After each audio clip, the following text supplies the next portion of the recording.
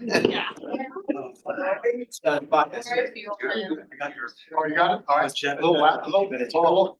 It's his, but a little more. Pass it to the chairman. We get there. You have to use this with. There you go, man. That's the service. Now I lost my place. Good afternoon. The time is 12:02. My name is Walter Wilson Jr. I'm the chair of the Agency Operations Committee. I would like to call this October 23rd, 2024 Agency Operations Committee meeting to order. Please be aware that this meeting is being broadcast via the internet. Before we begin, I would like to take this opportunity to welcome those joining us via video conference and ask that they observe the following etiquette.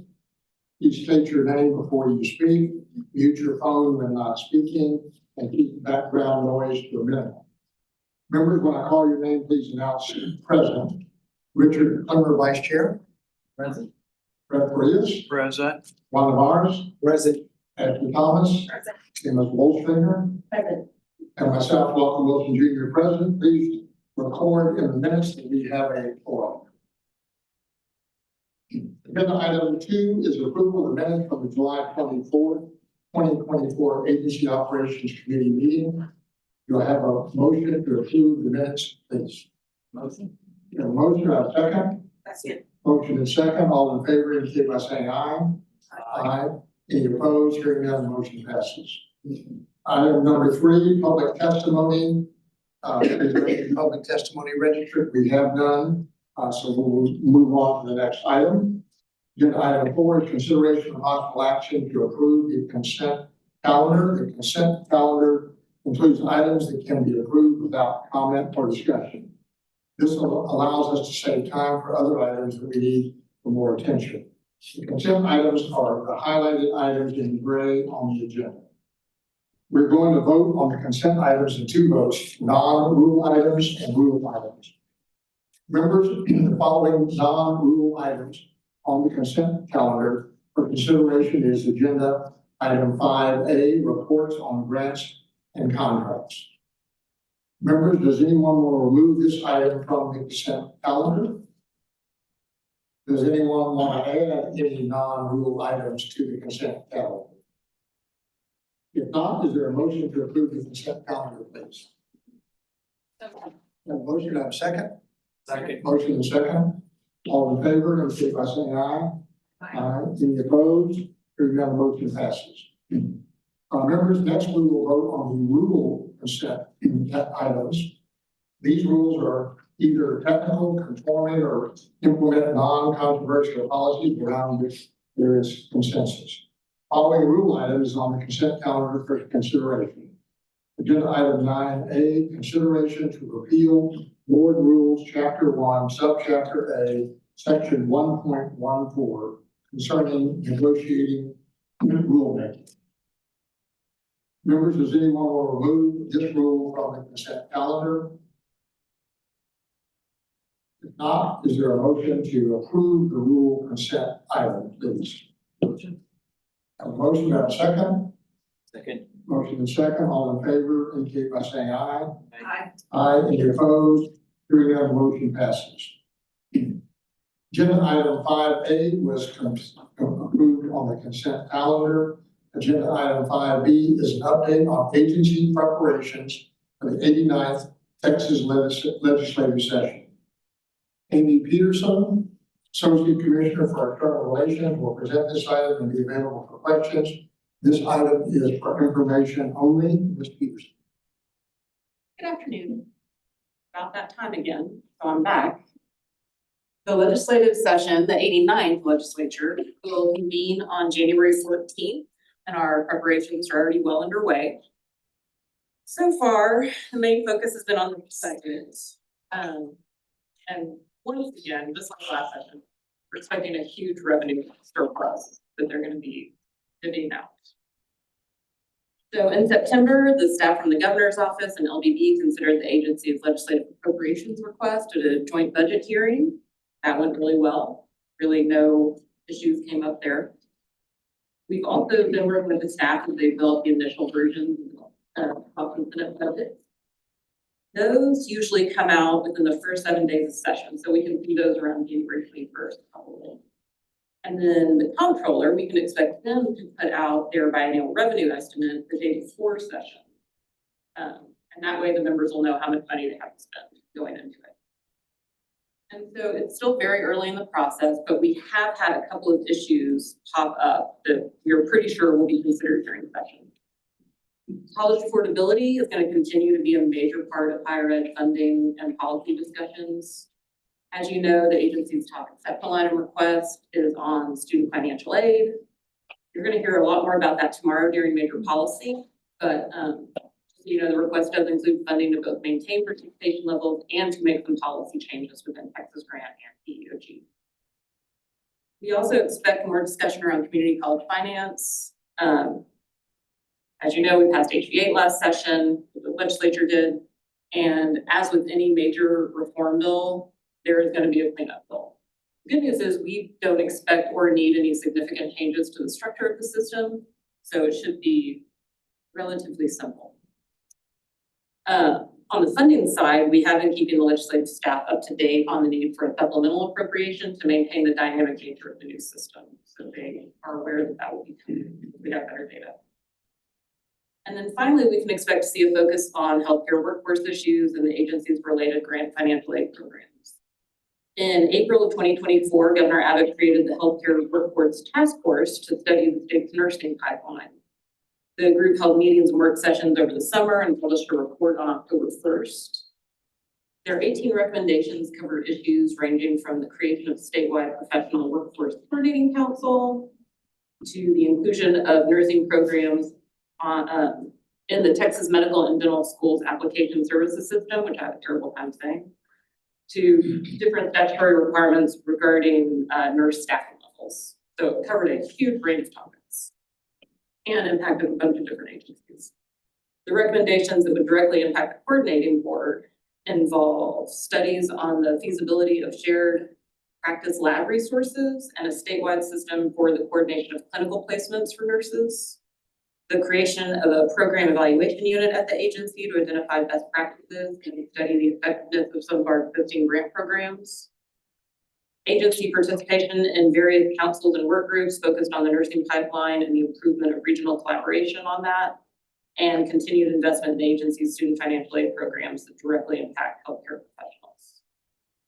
So overall, that seems like a short list, but we know more things will pop up as we get closer to session, so we'll keep you updated on those. Looking ahead, we have the general election coming up on November 8th. And frankly, this election cycle has the potential to impact legislative leadership a lot more than normal. So it should be an interesting night for all the political junkies out there. Once we get past that, bill filing starts on November 14th, and that's when we'll start to see some of those additional issues pop up. As we continue our preparations, we're gonna look to you and the other board members to coordinate with us on outreach as we work to be a good partner for the institutions and a reliable resource for the legislative members and their staff. We will provide you updates throughout the session, but as you know, you can always reach out if you have one-off questions or need background on these. So happy to answer questions.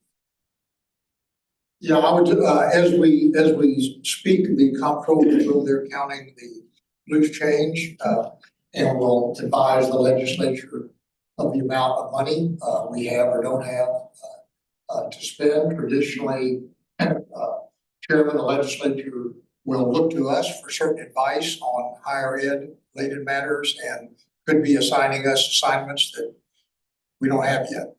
So for that reason, it's very important that we're ready to go to respond to help them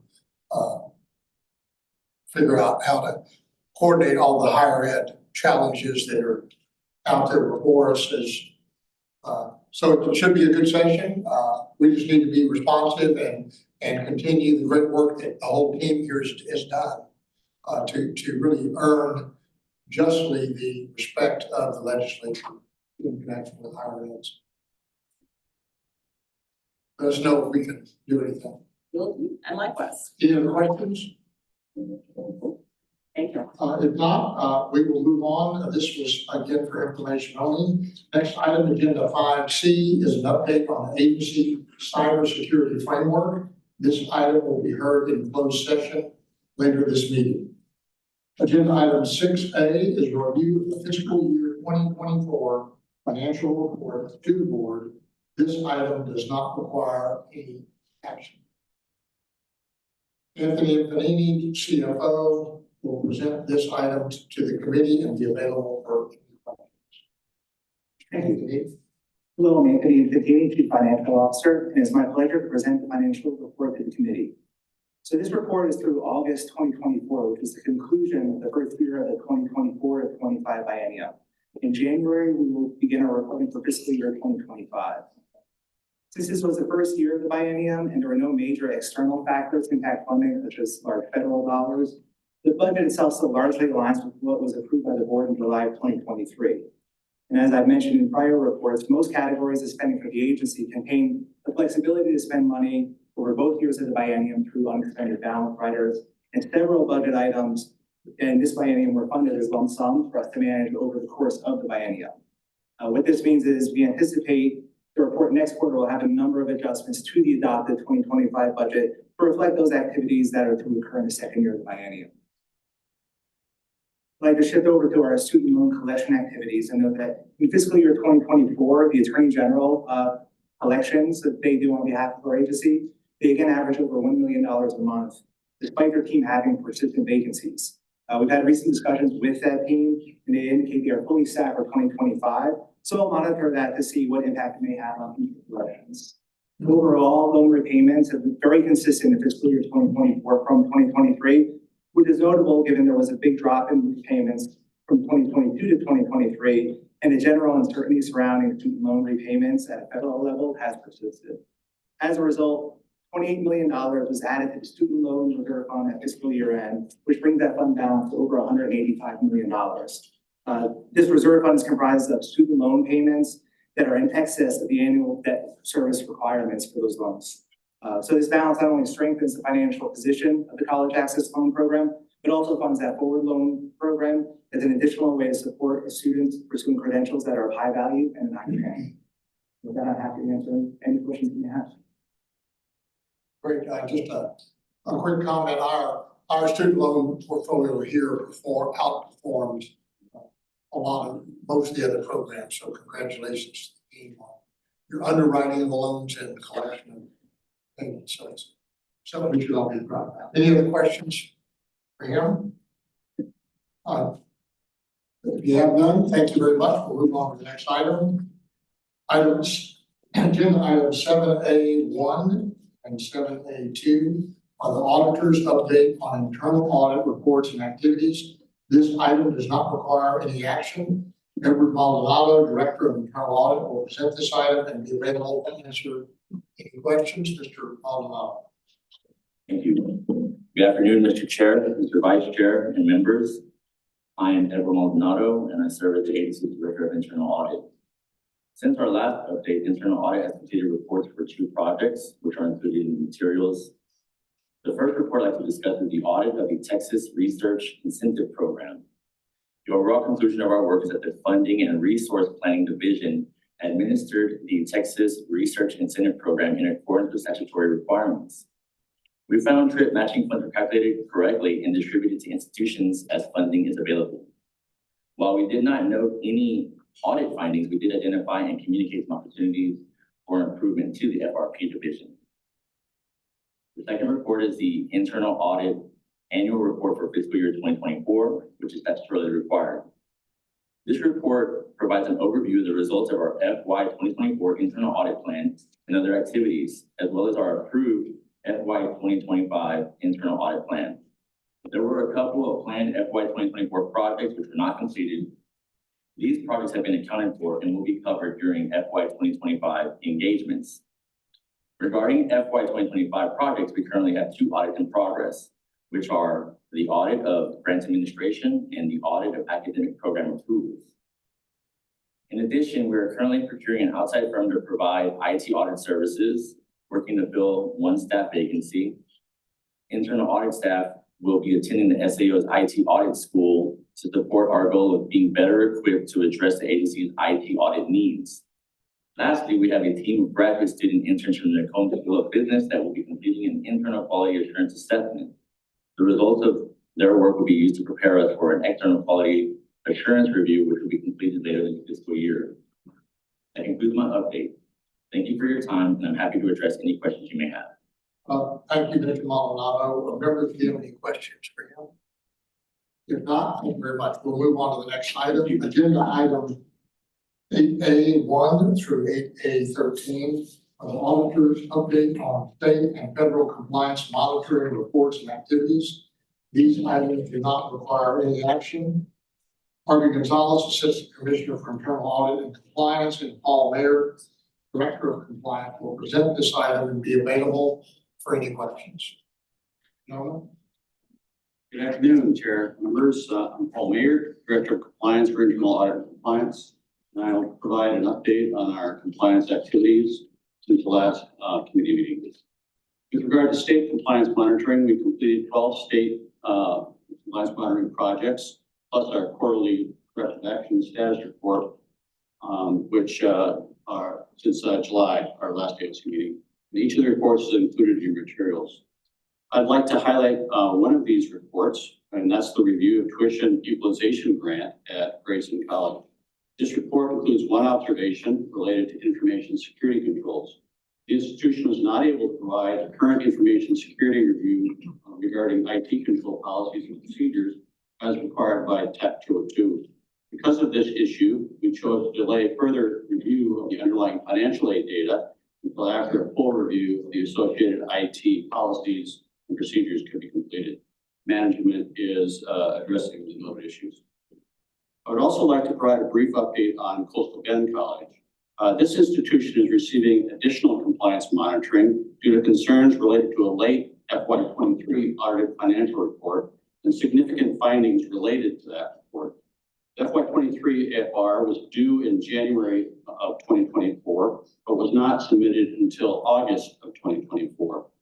The lateness of this report, along with other late associated financial reports, affected the coordinating board's ability to calculate formula funding payments for the community college finance system, which depends in part on this financial information.